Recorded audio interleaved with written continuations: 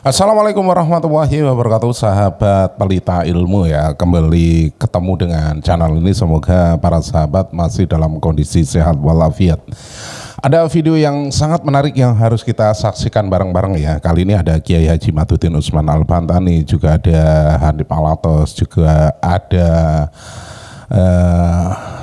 seorang ketua ataupun sesepuh ya dari Ba'alawi, yang mana dalam video ini dikatakan mereka ini bertemu di ruang debat. Sekali lagi ya, dalam video ini mereka bertemu di ruang debat. Tesis Kiai Haji Madudin Usman Al-Bantani diuji dalam video ini ya. Apakah nanti tesis Kiai Haji Madudin Usman Al-Bantani itu bisa bredel dengan pertanyaan-pertanyaan dari Hanif Alatos dan lain sebagainya, nanti akan tersaji dan tentunya akan menjawab semua pertanyaan-pertanyaan yang mungkin selama ini tersimpan di hati kita ya. Nah, sahabat pelita ilmu, mari kita simak bareng-bareng. Tetapi sebelum kita lanjut, buat Anda yang belum dukung channel ini, jangan lupa dukung channel ini dengan cara di like, di subscribe, tombol loncengnya juga diaktifkan biar Anda tidak ketinggalan kabar info terbaru dari channel ini. Durasinya agak sedikit panjang, jadi kita nyantai ya, dengarnya, nontonnya sambil nyantai. Sediakan tempat yang enak, yang luas ya, mungkin bareng teman-teman dan lain sebagainya, bareng keluarga juga boleh. Ini dia videonya, silahkan.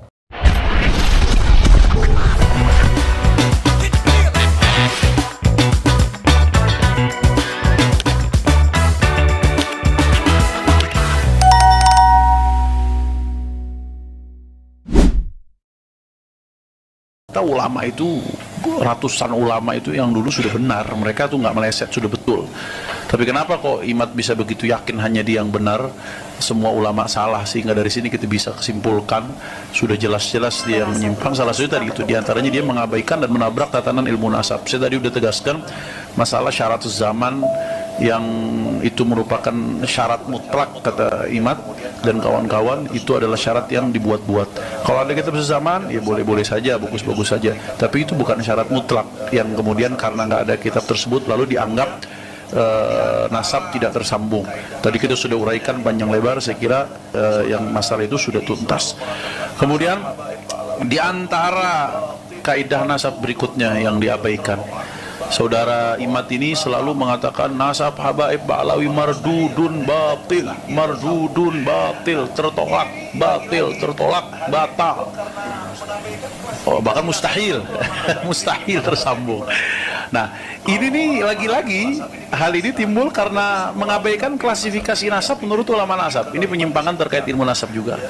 Kalau orang paham ilmu nasab ini basic sekali, hampir di semua kitab teori nasab ini yang dijadikan rujukan oleh Imad disebutkan ya, nasab itu ya setidak-tidaknya ada beberapa klasifikasi, ada beberapa perincian, saya ambil secara global. Setidak-tidaknya ada 4 bagian. Ada yang namanya nasab sahih atau nasab thabit. Nasab sahih ini adalah nasab alladzi ta'akkada thubutuhu bisilsilatin sahihah. Nasab yang telah dipastikan kebenarannya melalui rantai yang sah ya, mujma'un ala sihhatiha min qibalin nasabin al-muhaqqiqin, yang disepakati keabsahannya oleh para nasabah yang muhaqqiq. Di sini maksudnya disepakati setiap nasabah yang membahas nasab tersebut menganggap sah. Nah, kalau yang nggak bahas ya layun sabulisak kitin qaulun, kalau yang nggak bahas ya berarti dia nggak ada pendapat. Ini kita bicara setiap ulama nasab yang ngebahas nasab tersebut menganggap itu sah. Nah, itu nasab yang seperti ini dianggap sebagai nasab sahih atau disebut juga sahihun thabit. Nah, itu yang pertama.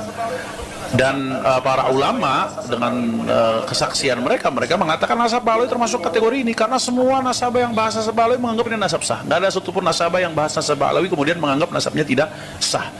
Sahabat pelita ilmu yang dirahmati Allah ya, setelah kita mendengarkan sejenak barusan apa yang disampaikan oleh Hanif Alatos ya, kita teringat kembali ya dengan perkataan dari seorang imam yang dibesarkan alias imam besar, yaitu Bapak Rizik Syihab pernah dengan lantang ya dalam orasinya, dalam ceramahnya untuk apa ya, yaitu tadi untuk memperjelas bahwa siapa saja yang mengaku sebagai dzurriyyah Nabi itu harus melakukan tes DNA karena bisa mengambil sampel dari rambut dan lain sebagainya. Bagaimana videonya? Ini dia, silakan. Ini sekarang yang ngaku-ngaku Habib, ngaku-ngaku keturunan Rasulullah luar biasa banyak. Karena di dalam tubuh kami mengalir darah suci kakek kami Rasulullah. Tapi saya minta mereka verifikasi, buktikan nasabnya itu benar. Tapi saya, Bahar bin Smith, adalah salah satu Habib.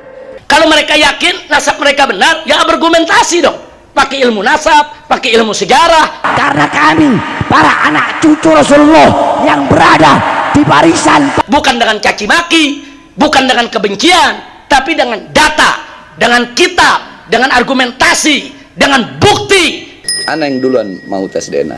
Jadi kalau Habib palsu ketahuan tuh kalau diperiksa. DNA Nabi kemana, DNA-nya kemana ya ikhwan? Berani nggak tes DNA? Berani nggak tes DNA? Berani nggak tes DNA? Sahabat pelita ilmu yang dirahmati Allah ya, mari kita simak kembali videonya. Ada penjelasan dari Kiai Haji Madudin Usman Al-Bantani ya, kali ini mengenai tata cara bagaimana seseorang bisa diketahui asal usulnya melalui DNA. Ini dia, silakan. Ilmu genealogi adalah merupakan bagian dari ilmu sejarah. Bahkan bisa dikatakan ilmu nasab atau ilmu genealogi merupakan ilmu bantu sejarah. Maka kajian ilmu nasab harus memiliki karakteristik kajian sejarah. Dia harus bersifat empiris, scientific dividend, harus bisa dibuktikan secara ilmiah. Tidak boleh ada sebuah narasi sejarah kita taken for granted, menerima begitu saja, harus dibuktikan. Tidak boleh ada sebuah pengakuan nasab yang bersimultan pengakuan ini dengan privilege tertentu, baik secara sosial antropolog maupun secara paham keagamaan dari tafsir yang dapat diterima. Ketika ada susunan nasab, umpama tentang baginda Nabi, dia mengaku merupakan bagian dari keturunan baginda Nabi besar Muhammad SAW, maka kita harus uji di meja saintifik, harus dibuktikan secara ilmiah berdasarkan metodologi kajian ilmiah sejarah yang dapat diterima bersama, bukan hanya diterima oleh ahli nasab, tapi juga logika kebenarannya dapat diterima oleh semua orang. Saya kecil-kecilan mengkaji nasab orang yang mengaku keturunan Nabi di Indonesia dari klan Ba'alawi, yang sama ini mengaku sebagai keturunan daripada baginda Nabi besar Muhammad SAW. Kaum Ba'alawi yang kita kenal di Indonesia dengan istilah Habib mengaku sebagai keturunan Nabi Muhammad SAW melalui jalur Ahmad bin Isa bin Muhammad An-Naqib bin Ali Al-Uraidi bin Ja'far Shadiq bin Muhammad Al-Baghir bin Ali Zainal Abidin bin Husain bin Fatimah Zahra bin Kanjeng Nabi besar Muhammad SAW. Ahmad bin Isa, ini titik poinnya, dari sini yang diakui. Ahmad bin Isa ini wafat 345 Hijriah, telah terkonfirmasi sebagai keturunan Nabi Muhammad SAW melalui pelacakan kitab Tahdhibul Ansab karya Al-Ubaidili yang wafat tahun 435 Hijriah. Sosok Ahmad bin Isa ini lulus tes uji petik dari kitab nasab. Kemudian menurut keluarga Ba'alawi, Habib-Habib yang ada di Indonesia, Ahmad bin Isa mempunyai anak bernama Ubaidillah, kemudian Ubaidillah ini mempunyai anak bernama Alwi. Alwi inilah yang menurut keluarga Ba'alawi adalah leluhur mereka. Alawi bin Ubaidillah bin Ahmad bin Isa bin Muhammad An-Naqib bin Ali Al-Uraidi bin Ja'far Shadiq Muhammad Al-Baghir bin Ali Zainal Abidin bin Husain bin Fatimah bin Nabi besar Muhammad SAW. Ini nasab mereka dan kita bisa lihat dari tokoh-tokoh mereka yang senang majang-majang nasab di media sosial.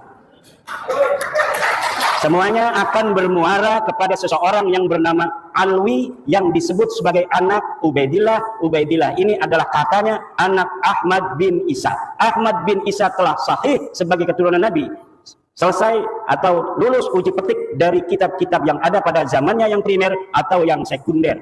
Tetapi apakah betul seorang yang bernama Ahmad bin Isa ini mempunyai anak bernama Ubaidillah? Ada seorang ulama besar yang hidup lebih kurang sekitar 1000 tahun yang lalu, yaitu Al-Imam Ahmad bin Isa, atau dikenal dengan Al-Imam Ahmad Al-Muhajir. atau dikenal dengan Al-Muhajir ilallah. Beliau itu lahir sekitar tahun 260 atau 265 Hijrah dan wafat sekitar tahun 345 Hijrah. Kalau sekarang 1445 berarti sudah lebih dari 1000 tahun yang lalu. Akhlak ulama 1000 tahun yang lalu itu jauh dengan orang-orang saat ini.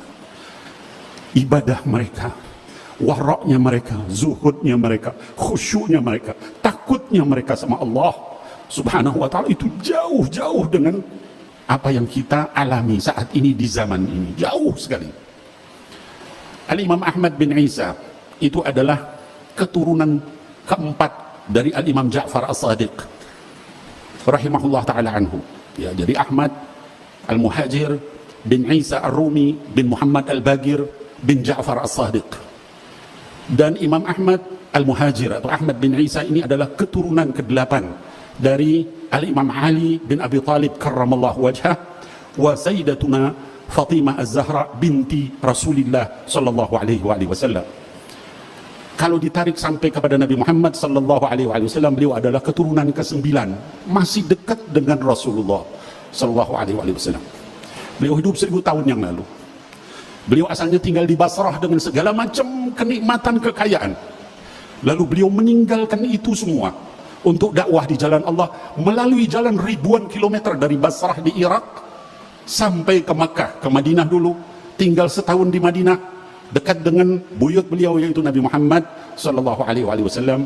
Lalu kemudian beliau ke Makkah setelah itu untuk haji, lalu melanjutkan perjalanan ribuan kilometer ke Yaman, Dau'an, daerah yang kering jauh dengan Basrah, yang penuh dengan sungai, penuh dengan pohon-pohon, dengan tumbuhan, dengan segala macam. Meninggalkan harta begitu banyak, kebesaran, kekuasaan dan sebagainya yang beliau miliki hanya untuk dakwah di jalan Allah di negeri yang penuh dengan tandus kering.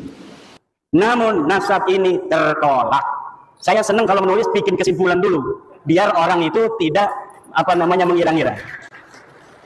Karena urutan nasab seperti ini baru muncul dalam kitab keluarga Ba'alawi setelah 550 tahun pasca wafatnya Ahmad bin Isa. Tadi kita kenal wafatnya 345. Sedangkan kitab-kitab nasab yang paling dekat dengan masa hidupnya Ahmad bin Isa, yaitu kitab nasab yang ditulis di abad ke-5, tidak menyebutkan bahwa Ahmad bin Isa mempunyai anak bernama Ubaidillah. Mulai dari kitab abad ke-5, ke-6, ke-7, ke-8, tidak menyebutkan Ahmad bin Isa mempunyai seorang anak yang namanya Ubaid atau Ubaidillah. Kitab abad ke-5, Muntaqilat Halibiyah, karya Abu Ismail Tabaqaba yang wafat tahun 400 Hijriah menyebutkan bahwa sebagian anak Ahmad bin Isa adalah Muhammad yang tinggal di Roy, tidak ada Ubaid. Kitab abad ke-5 Tahdhibul Ansab karya Al-Ubaidili yang wafat tahun 435 menyebutkan pula bahwa sebagian anak Ahmad bin Isa adalah Muhammad. Kitab abad ke-5 Al-Mazdi karangan Al-Umari wafat 490 menyebut pula bahwa sebagian anak Ahmad bin Isa adalah Muhammad. Kitab abad ke-5 sepakat tidak menyebutkan bahwa Ubaidillah sebagai anak Ahmad bin Isa. Namun masih ada kesempatan. Kitab-kitab abad ke-5 tersebut masih membuka masuknya nama lain dari anak-anak Ahmad bin Isa karena kalimat yang dipakai adalah kalimat yang tidak menunjukkan makna terbatas atau hasr. Menggunakan kalimat sebagian dari anaknya adalah Muhammad.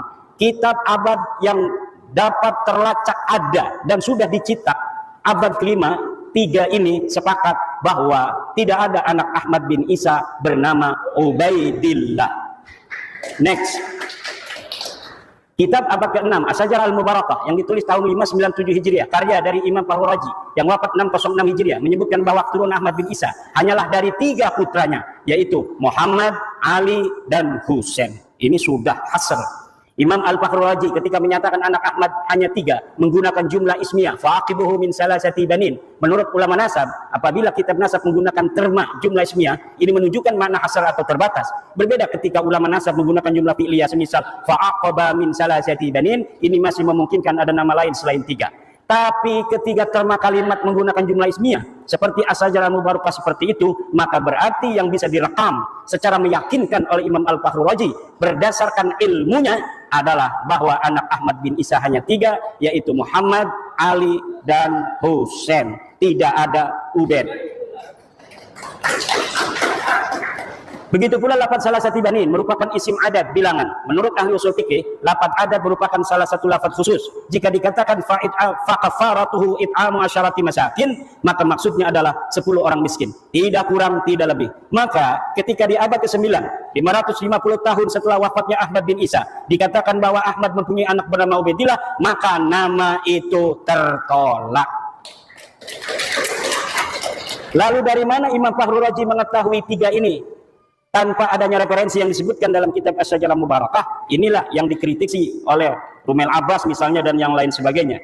Imam Fakhrul Razi, saudara, ketika menyebut anak Ahmad bin Isa hanya terbatas pada 3 saja, ini sangat bisa dipercaya. Kenapa? Karena ia tinggal di kota Roy di Iran. Sedangkan di Roy banyak anak keturunan Ahmad bin Isa dari jalur Muhammad bin Ahmad bin Isa. Kitab abad ke-7. Ini tadi abad ke-6 sudah dihasar bahwa anaknya cuma 3. Sekarang bagaimana reportase dari kitab-kitab yang ada yang sampai kepada kita dari abad ke-7, ke-8 dan ke-9 awal. Kitab abad ke-7 Al-Fahri, karangan Imam Al-Marwazi yang wafat 614 Hijriah, juga tidak menyebut nama Ubaidillah sebagai anak Ahmad bin Isa. Ia hanya menyebutkan bahwa sebagian anak Ahmad bin Isa adalah Muhammad. Kitab abad ke-8 Al-Asili, karya At-Taqtaqi yang wafat 709 Hijriah menyatakan bahwa sebagian anak Ahmad bin Isa adalah Muhammad. Kitab abad ke-8 As-Sabatul Musan, karya Ibnu Al-Araj Al-Husaini yang wafat 787 Hijriah menyatakan bahwa sebagian anak Ahmad bin Isa adalah Muhammad. Kitab abad ke-9 Umdatul Talib, karya Ibnu Inabah yang wafat tahun 828 Hijriah menyatakan bahwa sebagian anak Ahmad bin Isa adalah Muhammad. Maka ada 8 kitab nasab yang sudah saya sebutkan yang membentang mulai dari abad ke-5, ke-6, ke-7, ke-8 dan ke-9 awal sepakat bahwa Ahmad bin Isa tidak mempunyai anak bernama Ubaidillah, dan di abad ke-6 sudah dihasar bahwa anak Ahmad bin Isa hanya 3. Maka masuknya nama Ubaidillah sebagai anak Ahmad bin Isa tidak bisa dianggap sah. Next. Kapan muncul nama Ubaidillah sebagai anak Ahmad bin Isa? Ubaidillah muncul sebagai anak Ahmad bin Isa pada abad 9 Hijriah. Dimunculkan oleh Habib Ali bin Abu Bakar As-Sakran yang wafat 895 Hijriah. Dalam kitabnya Al-Burqa Al-Musiqah dengan menghusnuzoni. Ini bahasa saya. Kalau bahasa Tengku ini nggak boleh katanya husnuzon itu. Nama Abdullah yang ada pada As-Suluk sebagai Ubaidillah. Ceritanya ada kitab sejarah yang menyebutkan sebuah silsilah dari seorang ahli hadis yang bernama Ali, Abu Hasan Ali bin Muhammad, terus binnya kemudian dia bin Abdullah bin Ahmad bin Isa. Lalu kata keluarga Habaib ini, oh saya punya leluhur namanya Ubaid, mungkin Ubaid ini adalah Abdullah. Maka kemudian diurutlah nasabnya dengan menghusnuzoni nama leluhurnya Ubaid ini sebenarnya namanya adalah Abdullah, yang kemudian ditasgir menjadi Ubaidullah. Lanjut. Ini ada keterangannya. Di tahun 732 sudah ada orang yang dicatat kitab As-Suluk sebagai anak Ahmad bin Isa.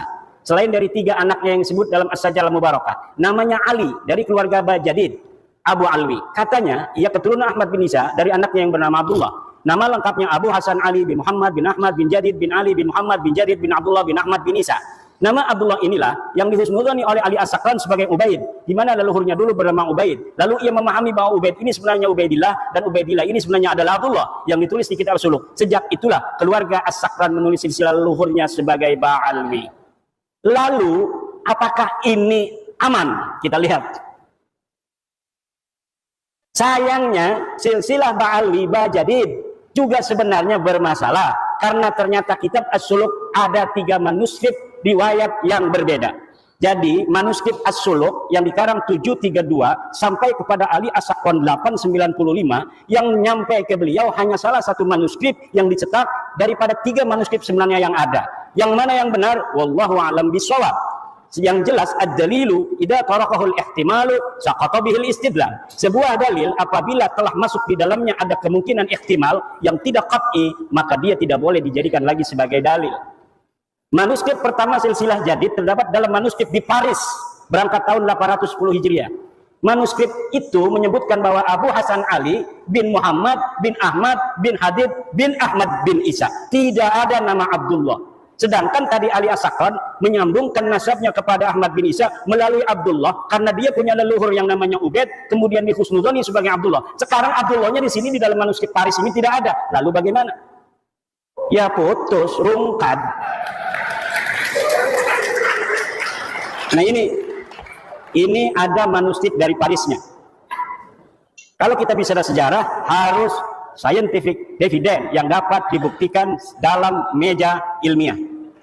Dari manuskrip ini, bagaimana seorang Abu Hasan Ali yang disebut As-Suluk, wafat tahun 620 Hijriah, ini Abu Hasan Ali disebut dalam kitab As-Suluk. As-Suluk ini adalah kitab sejarah yang menjadi pandoman orang-orang Yaman untuk mengurutkan silsilah keyamanan mereka hari ini. Dan ini dapat dipercaya kitab As-Suluk. Maka banyak orang-orang yang mencantolkan diri dalam sejarah asli As-Suluk agar leluhur mereka nampak menyejarah, walaupun dulunya leluhur mereka tidaklah terjadi sesuatu hal yang membanggakan dan berprestasi. Hanya menjadi urutan kelima dari nasab Ahmad bin Isa. Saya ulangi, dari manuskrip ini bagaimana seorang Abu Hasan Ali yang disebut As-Suluk wafat 620 Hijriah hanya menjadi urutan kelima dari nasab Ahmad bin Isa yang wafat 345 Hijriah. Berarti setiap generasi baru mempunyai anak di umur 55 tahun, dan ini tidak masuk akal dalam ilmu genealogi, di mana setiap generasi dengan generasi berikutnya berjarak lahir dan wafat rata-rata harusnya 33 tahun. Dan dengan manuskrip ini, cantolan Habib Ali As-Sakran menjadi bias dan tidak sah. Karena apa? Karena Habib Ali As-Sakran mencantolkan keluarganya ke Ba'alawi karena ada nama Abdullah yang disebut As-Suluk. Sedangkan di dalam manuskrip As-Suluk versi Paris ini, Abdullahnya teaya. Silakan. Next. Manuskrip kedua As-Suluk silsilah jadid adalah Abu Hasan Ali bin Muhammad bin Ahmad bin Habib bin Abdullah bin Ahmad bin Isa. Dalam manuskrip dua ini, nama Abdullah memang ada, namun jumlah nama hanya 6. Ada tambahan nama Abdullah dari versi manuskrip yang pertama. Perkiraan jarak wafat dan lahir antara nama-nama itu 45 tahun. Walau lebih muda dari manuskrip sebelumnya, tetapi tidak masuk akal. Ditambah dari sini, dipahami bahwa nasab Bajadid ini mudtoribah, berubah-ubah, yang menunjukkan bahwa nasabnya ada masalah, sulit untuk dikatakan sahih. Lanjut. Manuskrip 3 As-Suluk. Manuskrip 3 As-Suluk silsilah hadith adalah atau jadid Abu Hasan Ali bin Muhammad bin Ahmad bin Habib bin Ali Muhammad bin Habib bin Abdullah bin Ahmad bin Isa. Silsilah inilah yang dicetak dan ditahqiq oleh Al-Aqwa tanpa menyebutkan dari versi manuskrip manakah silsilah ini diambil. Bisa jadi silsilah semacam ini tidak ada dalam manuskrip manapun. Ia mentahqiqnya dan menambahinya berdasar pengetahuannya dari literasi Ba'alawi saat ini. Jika manuskrip pertama yang sahih, maka pencantolan Habib Ali As-Sakran gagal total. Karena nasab Ba'alawi saat ini adalah furu' dari usul nasab Bajadid. Ketika usulnya batal, maka furu'nya juga batal.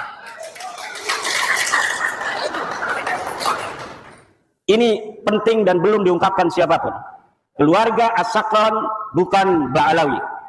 Nampaknya kitab As-Suluk karya Imam Al-Janadi wafat 732 Hijriah adalah kitab sejarah yang menjadi pegangan latar belakang konstruksi nasab Ba'alawi dan sejarahnya. Nasab dan sejarah Ba'alawi yang ahistoris disusun sedemikian rupa menggunakan latar belakang sejarah yang terdapat dalam kitab As-Suluk. Penulis yakin secara ilmiah bahwa keluarga As-Sakran sebelumnya tidak dikenal dengan nama Ba'alawi. Nama Ba'alawi keluarga As-Sakran itu dikenal setelah kitab Al-Burqah dan kitab Al-Jauharus Saqaf ditulis, yaitu milik Habib Abu Bakar As-Sakran dan Imam Al-Khatib. Seperti film fiksi sejarah Arya Kamandanu yang skenarionya ditulis berlatar belakang sejarah Majapahit. Ada orang namanya Ba'alawi dulu, ada silsilahnya ditulis dalam kitab sejarah. Lalu orang yang abad 9 mengatakan, itu leluhur saya. Itu. Sejak itulah dia menggunakan nama yang ada dalam kitab itu untuk keluarga dia dan keturunannya. Next. Ini versi ilmiah ya, interpretasi dari sumber-sumber yang kita dapatkan. Perhatikan kitab An-Nabhah Al-Ambariyah, ini kitabnya. Setiap saya ngomong kitab saya tidak sebutkan, tetapi ada foto dari kitab dan halamannya. Perhatikan kitab An-Nabhah Al-Ambariyah karya Muhammad Kazim bin Abil Futuh wafat 880 Hijriah. Dalam kitab itu di halaman 53 disebutkan bahwa Banu Abi Alwi adalah Abu Alwi bin Abil Jadid bin Ali bin Muhammad bin Ahmad bin Jadid. Dalam kitab itu, ulama yang hidup di abad 9 dan tinggal di Yaman sama sekali tidak menyebut nama-nama keluarga Ali As-Sakran yang ada pada masa itu atau sebelumnya. Seperti Faqih Muqaddam Muhammad Sohaib Mirbad sebagai Ba'alawi. Ia hanya menyebut keluarga Jadid. Padahal pengarang kitab An-Nafa Al-Ambariyah ini hidup semasa dengan Ali As-Sakran. Kalau pada masa itu dan sebelumnya keluarga Habib Ali As-Sakran dikenal sebagai Ba'alawi, tentunya Muhammad Kadzim akan menulis contoh-contoh Ba'alawi selain dari Jadid disebutkan, yaitu dari keluarga-keluarga Faqih Muqaddam dan sebagainya. Ini membuktikan bahwa keluarga Ba'alawi yang terkenal itu hanyalah dari keluarga Jadid. Keluarga Ali As-Sakran dan leluhurnya sebelumnya bukan keluarga Ba'alawi. Jika keluarga As-Sakran dikenal dengan nama Ba'alawi, tentu Abil Futuh yang hidup sejaman dengan As-Sakran akan menyebut minimal satu nama yang mengindikasikan bahwa keluarga As-Sakran adalah bagian dari Ba'alawi. Perhatikan kitab An-Nafa Al-Ambariyah halaman 53, di sini nggak kelihatan, silahkan di Google saja. Next. As-Sakran hanya bisa menyebut dua nama keluarga Jadid. Habib Ali As-Sakran yang mengatakan bahwa Jadid yang ada dalam kitab sejarah itu, As-Suluk, adalah saudara dari Alwi, leluhur dia. Hanya bisa menyebutkan dua nama keluarga Jadid. Dua nama itu persis sama dengan yang disebut kitab As-Suluk, yaitu Abu Hasan Ali dan Abdul Malik yang berketurunan di India. Jika Jadid adalah betul-betul saudara Alwi, leluhurnya yang ditulis, dan ini pun saya yakin tidak ada orangnya, tentu akan banyak nama-nama selain keduanya yang diketahui Ali As-Sakran. Tapi mengapa As-Sakran seperti orang asing di keluarga Bajadid hanya mengetahui dua nama dari keluarga Bajadid yang diketahui dari kitab As-Suluk, yang bukan hanya diketahui oleh dia, kita juga mengetahui bahwa keluarga Jadid mempunyai dua nama yang tertulis dalam sejarah, yaitu Abu Hasan Ali dan Abdul Malik. Apa bedanya saya dengan dia? Sama-sama mempunyai dua nama saja, padahal dia mengaku sebagai keluarga besarnya. Silakan. Makam Ahmad bin Isa ditemukan setelah 602 tahun. Ahmad bin Isa yang wafat tahun 345 Hijriah, makamnya hari ini berada di Husaisah. Lalu apakah makam itu sudah dikenal sejak tahun wafatnya itu, yaitu 345? Al-Janadi 732 Hijriah tidak merekam adanya makam Ahmad bin Isa, padahal ia sejarawan yang rajin mencatat nama-nama makam yang dijarahi dan dianggap berkah. Artinya pada tahun 732 Hijriah itu makam Ahmad bin Isa belum dikenal seperti saat ini. Telah berjarak 387 tahun sejak wafatnya, makam Ahmad bin Isa belum dikenal orang. Ini dalam reportase As-Suluk yang rajin jarahin makam, tetapi dia mencatat nama makam-makam lain, tidak mencatat nama Ahmad bin Isa yang katanya sudah wafat 345 Hijriah di Yaman. Ini orang Yaman, Al-Janadi. Syekh Ahmad bin Hasan Muallim menyatakan, tidak ada dalam sejarah Yaman makam diagungkan yang di atasnya ada mashhad dan masjid sampai separuh abad 5, kecuali yang disebut sebagai Masjid Syahidain di San'a, Al-Kuburiyah fil Yaman 176. Lalu kapan berita bahwa Ahmad bin Isa ini dimakamkan di Husaisah? Berita awal yang didapatkan adalah Ba Makhrama 947 Hijriah. Dalam kitabnya Qaladatun Nahar fi Wafayat A'yani Dahr disebutkan bahwa makam Ahmad bin Isa di Husaisah. Qaladatun Nahar fi Wafayat A'yani Dahr 2/518 Asy-Syamilah. Berarti berita bahwa Ahmad bin Isa dimakamkan di Husaisah baru setelah 602 tahun setelah wafatnya Ahmad bin Isa. Kitab tersebut pula menyebutkan bahwa keyakinan makam Ahmad bin Isa di Husaisah itu karena Habib Abdurrahman bin Muhammad berziarah di situ dengan isyarah adanya cahaya yang nampak di atas sananya. Jadi ditemukannya makam itu setelah ratusan tahun bukan karena adanya kitab sejaman yang menyebutkannya, tetapi berdasarkan isyarah spiritual. Diceritakan di situ bagaimana cara menemukannya, yaitu dengan meminta doa kemudian melihat cahaya. Ada cahaya di situ maka ditetapkanlah makamnya di situ. Dan sekarang banyak terjadi seperti itu, makam-makam baru yang dulunya kita tidak mengetahui pernah ada makam di situ, kemudian sekarang ada makam. Ini masih mending, tidak merampok siapa-siapa, dia hanya berbohong. Makamnya sudah ada namanya, kemudian namanya dibelokin kemana-mana, tidak sesuai dengan tradisi riwayat dari keluarganya sendiri.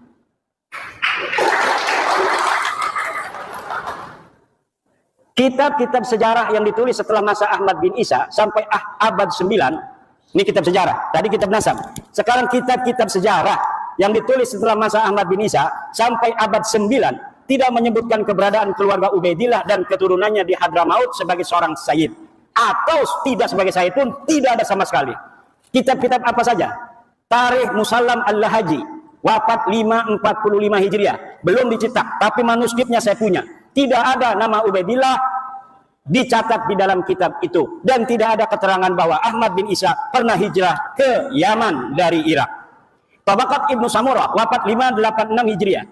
Tarfatul Ashab. Nah ini Ibnu Samurah sering sekali namanya dicatut dalam kitab-kitab Ba'alawi semacam Samsud Dhahirah dan kitab-kitab yang lainnya, Al-Ghurar, kemudian kitab Hidmatul Ashirah, bahwa Ibnu Samurah pernah mengisbat silsilah nasab Ba'alawi pada masanya. Tetapi ketika kitabnya yang bernama Tabaqatul Fuqaha, saya cari dari awal sampai akhir, tidak ada satupun Ibnu Samurah menyatakan bahwa dia mengisbat nama keluarga Ba'alawi sebagai sayyid, apalagi mengisbat, menyebut nama dari satu keluarga Ba'ali pun tidak ada. Next. Kesimpulan, para habaib yang sekarang kita kenal bukanlah keluarga Ba'alawi yang dikenal di abad 7 dalam kitab-kitab sejarah. Keluarga Ba'alawi adalah keluarga jadid yang disebut dalam kitab As-Suluk 732 Hijriah yang terputus dari Nabi Muhammad SAW karena Abdullah bukanlah anak Ahmad bin Isa. Para habaib nasabnya terputus dari Nabi Muhammad SAW karena Ubaidillah bukanlah anak Ahmad bin Isa. Jadi Ba'alawi sendiri yang ada dalam kitab itu tertolak sebagai keluarga Nabi karena Abdullah bukanlah anak dari Ahmad bin Isa berdasarkan kitab-kitab abad ke-6 dan abad ke-5. Kemudian ada orang nyantol kepada nama itu. Ya, yang dicantolnya itu rungkat, dianya ikut rungkat.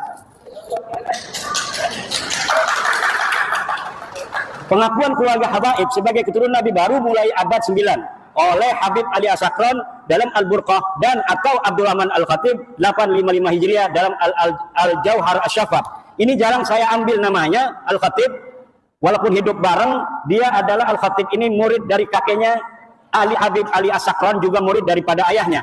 Jadi walaupun dia bukan Ba'alawi, terindikasi subjektivitas itu ada karena dia hidup bersama Habib Ali As-Sakran. Dan kitab Al-Jauhar Asy-Syafaf ini belum dicetak sampai sekarang. Dia bagaikan sebuah kitab sakti yang tidak boleh dilihat oleh siapapun, tetapi sering diambil oleh kalangan Ba'alawi untuk membela nasabnya. Jadi kita tidak bisa untuk melihatnya, tetapi dia mengutipnya. Bagaimana sebuah dalil hanya bisa diketahui oleh mereka, kemudian didalilkan kepada kita, tanpa kita bisa memverifikasi, tanpa kita bisa memvalidasi, tanpa kita tahu originalitasnya seperti apa. Jadi ini namanya senjata yang sangat canggih, yang bisa untuk membacok, tapi kita nggak bisa melihatnya.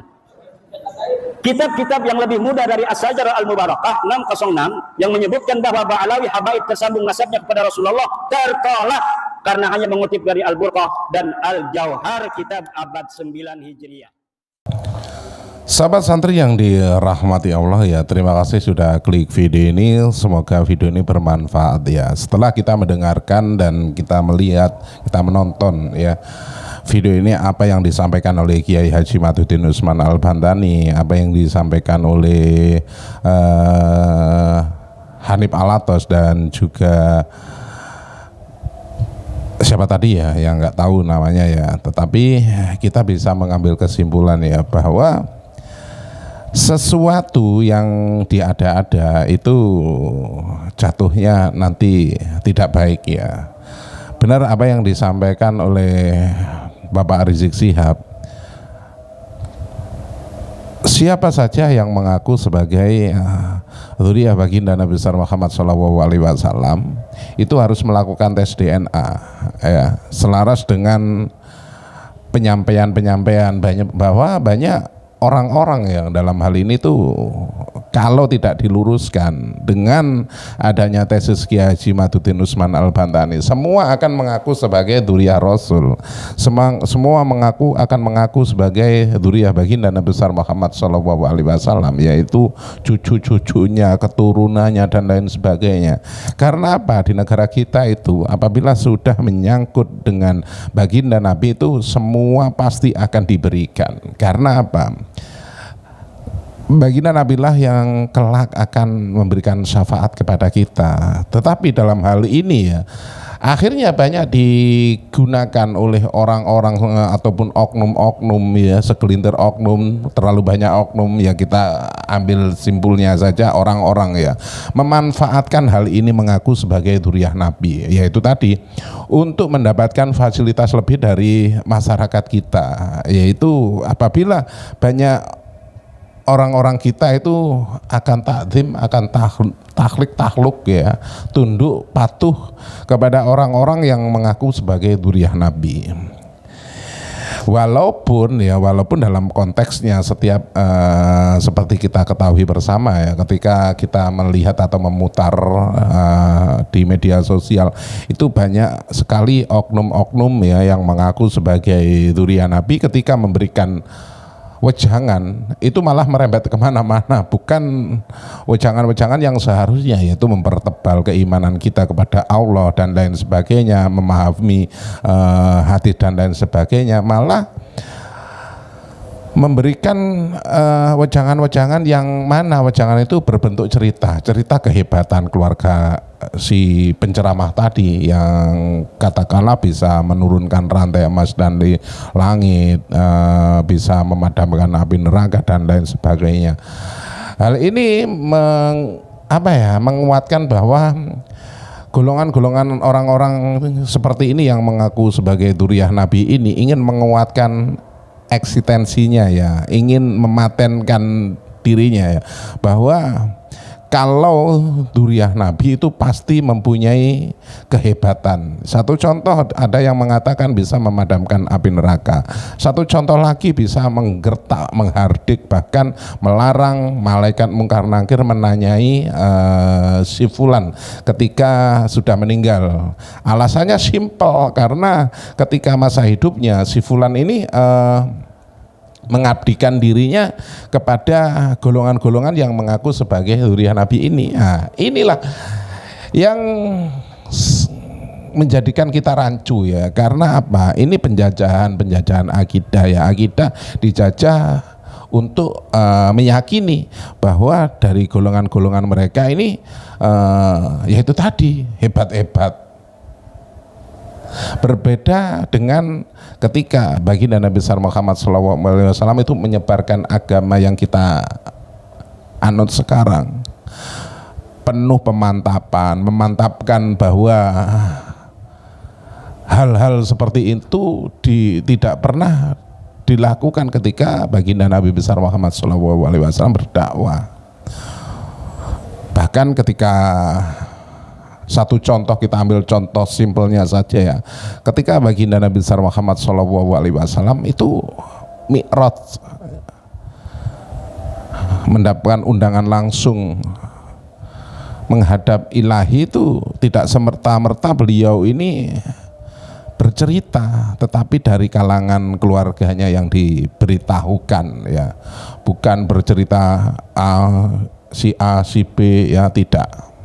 Berbeda dengan orang-orang yang setelah baginda wafat itu malah mengatakan bahwa yang lebih konyol ini bisa memadamkan api neraka. Ini loh.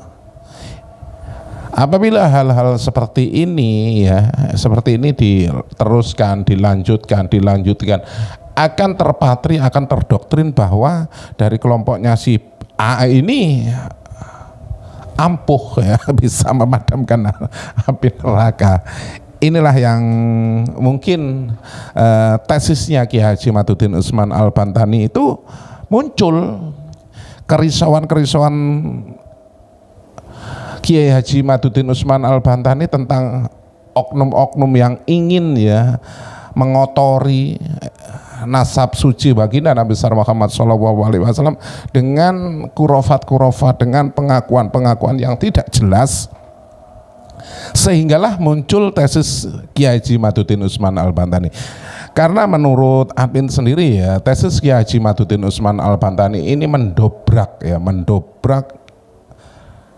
keadaan atau mendobrak tradisi yang mungkin selama ini mengakar di kalangan kita ya, bahwa orang-orang yang dalam tanda kutip mengaku sebagai dzurriyyah Nabi itu memang dispesialkan ya. Akhirnya dengan adanya tesis Kiai Haji Maduddin Utsman Al-Bantani, banyak orang-orang yang sedikit gerah ya.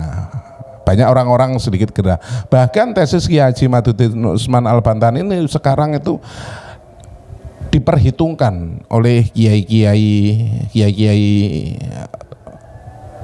yang mungkin mempunyai basis pendukung atau basis santri yang banyak ya. Ada satu contoh Kiai Haji Marzuki Mustamar, ada satu contoh Kiai Haji Muharrar dan lain sebagainya, yang mungkin para sahabat pecinta ilmu itu sudah tahu ya sepak terjangnya mereka ini. Nah, sahabat pelita ilmu yang dirahmati Allah, semoga dengan kita melihat video ini ya kita bisa mengambil ilmu dari penyampaian-penyampaian yang sudah mereka berikan dan kita tonton bareng-bareng ya. Dan seperti biasa di akhir video izinkan saya mohon maaf yang tak terhingga apabila saya mereview, saya mengkoreksi, saya mereaksi video ini.